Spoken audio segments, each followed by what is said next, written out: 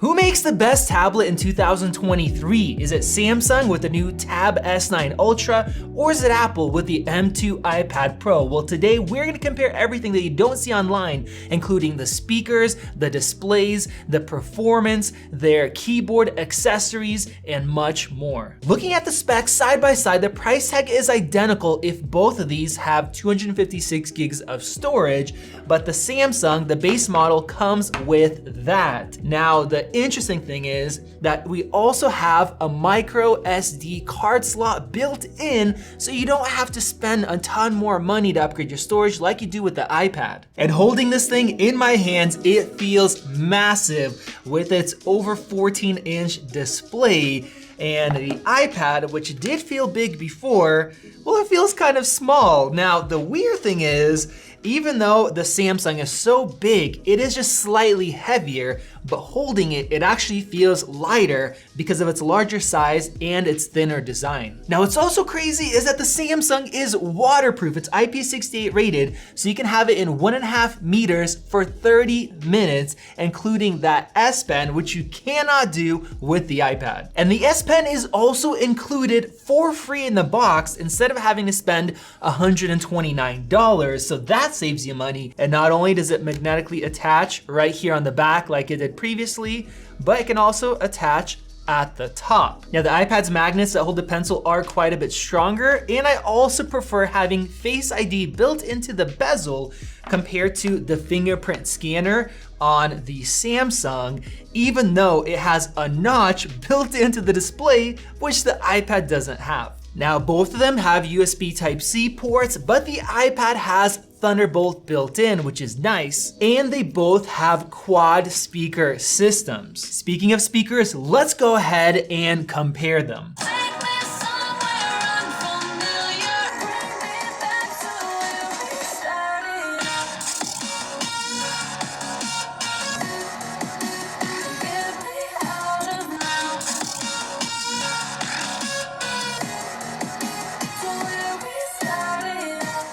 Let me know your guys' thoughts in the comment section. To me, the iPad sounds a lot better. The Samsung might be louder, it's focused more on the highs, but the iPad has richer mids and definitely deeper bass, so I would give the iPad the win. Now with that, when you're watching videos, the Samsung's image is so much larger, not just because of the display, but because of the aspect ratio. You guys see that difference. Now this video right here is an HDR video, and the Samsung has a Super AMOLED 2X display, which means it has extra brightness, and I am seeing more brightness on this HDR video than on the iPad, even though the iPad's rated at 1600 nits peak, compared to about 1000 on this Samsung. Now, OLED should have perfectly black darks, but because the iPad has better anti-reflectivity coatings, it actually looks darker with its mini LED display. Now, the resolution and sharpness is almost identical between both of these tablets, but looking at both of these, I would have to give the win to the Samsung because of the extra size and the aspect ratio being better for video. The one limitation you do have with OLED is for full white pages, the brightness does get knocked down. So if you're using it in a bright room or outside, the iPad's gonna take the win, and it doesn't have any of the flickering issues that some people are sensitive with. Now, as far as the screen's performance with their pens, I'm actually surprised by how well this S Pen works. Now, I do see some lag if I'm moving quickly, whereas on the iPad, I see no lag at all. Both of them have functions, whereas the S Pen has a button, the Apple Pencil you could tap, but there is something to be said about getting this included in the box for free instead of having to spend $130. And now let's talk about the cases. Shockingly, both of these are $350. That is a lot of money to spend, but which one is better? Now, you guys already know we really like the Magic Keyboard case, because even though it is expensive, you get the floating iPad up here, and you get a really nice trackpad that is not a standard diving board design, and you get an additional USB Type-C port where you connect it so you could be charging your iPad and hooking up another device to the iPad's Thunderbolt port. Now, Samsung went with a different layout, kind of like the 10th generation iPad, where you have a split design. So on the back, you have this protection along with this flap that opens where you can adjust your angle. Nice thing is you can use the iPad with just this back portion if you're watching videos and you want to take up less space, which I really like. You also have this little flap with the spot for the S Pen if you want to keep that safe from getting lost. And then when you want the keyboard, it will just magnetically attach like that, and it basically looks like a laptop. And the cool thing is Samsung has its DeX software, and this automatically pops up right here. So I can hit OK and start, and then bam, we have a full laptop experience right here with full-on web browsers.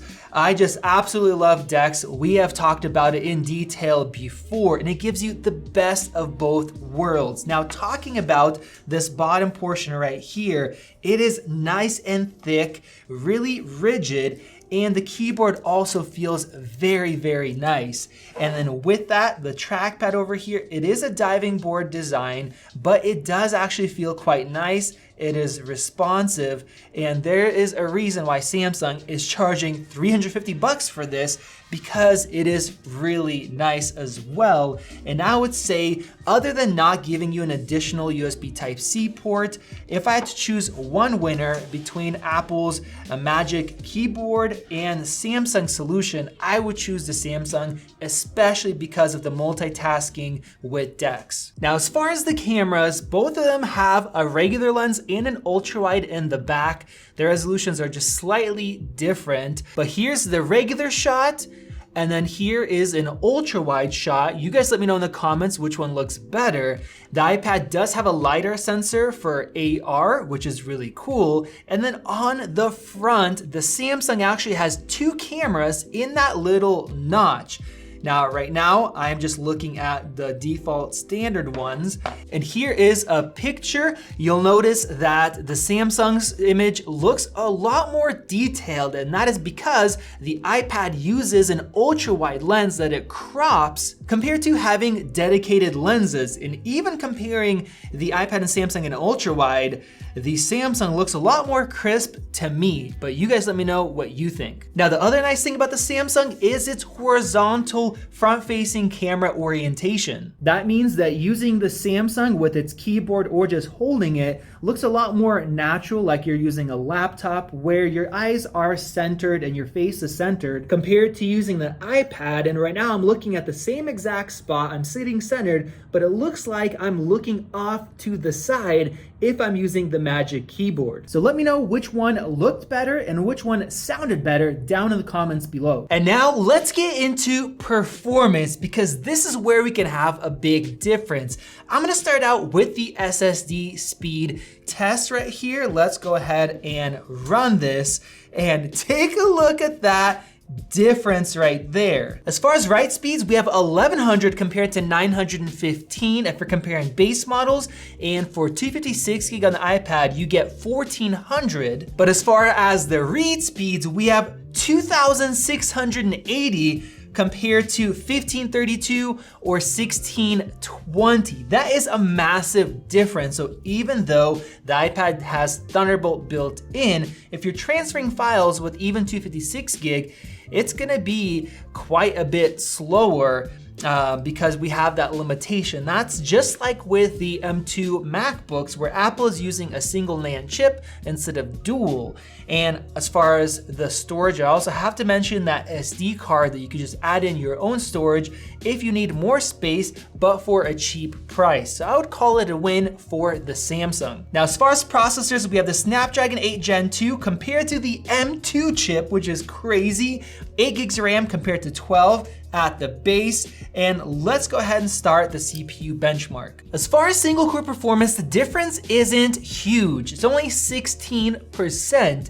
But in multi-core, we have almost 10,000 on the iPad compared to 5,783. And that just shows you the power of the M2 processor being in this than iPad compared to the best processor that Samsung can get, which still cannot compete. And now let's compare the graphics performance using 3D Mark's Wildlife Extreme's Unlimited mode. And look at that, we have 41.4 FPS with the iPad and 23 on the Tab S9 Ultra. So it's not double the performance, but it's getting close there. And this is why a lot of people will spend a lot of money on the iPad, because even though using both of these day to day, they both are gonna perform great, the iPad is gonna last a very long time, both in terms of the performance to be able to keep up 2, 3, 4 years from now, and with the software updates, where the Samsung, it's great for now, maybe a little bit in the future, but then it starts to fall behind as apps get better if you care about that kind of a thing. And now we need to talk about battery life. The Samsung actually has a larger battery inside, but as far as real world usage, the iPad, you'll get roughly 8 hours or so, whereas the Samsung, you'll get about 6.5 because of the less efficient operating system and because of some other things in the way it's set up. And of course, you have the larger display as well. So the battery life is going to be better. And of course, if you're just doing simple web browsing with low brightness, you'll get better than that, but that is real world usability. And it's also interesting that the iPad doesn't come with a charging adapter. It's interesting that Apple started this trend and then now Samsung embraced it all the way up to their $1,200 tablets. But of course you get the S Pen, which is probably a better value because a lot of people have chargers regardless. So to answer the original question, who makes the better tablet all around? Well, after doing all of these tests, I have to say it is very difficult. I want to say that it is the Samsung because I love the keyboard, I love DeX, I love the horizontal camera setup, the fact that you can add external storage into it. That is where I'm leaning. But a lot of people that use Android phones still go for iPads because of the whole ecosystem where you have tons of apps that are optimized for it. So even though the multitasking is nowhere near as good, you have more limitations, it's more expensive overall, it still is something you can get and use for a long time. So maybe you guys have to help me out on this. If I had to choose one though, having something that has a large screen that could be very useful, I would say the Samsung because of that DeX mode. If that's what I was using all the time, I would like to have that, and having that larger display, it's a little bit better set up. I just wish that they could give us a better processor in a tablet like this and have more apps that are optimized for Android, for tablets, compared to the iPad. But you guys let me know your thoughts down in the comment section below. Go ahead and click that circle to subscribe and check out one of those great videos right over there. This has been Max, and I'll see you in the next one.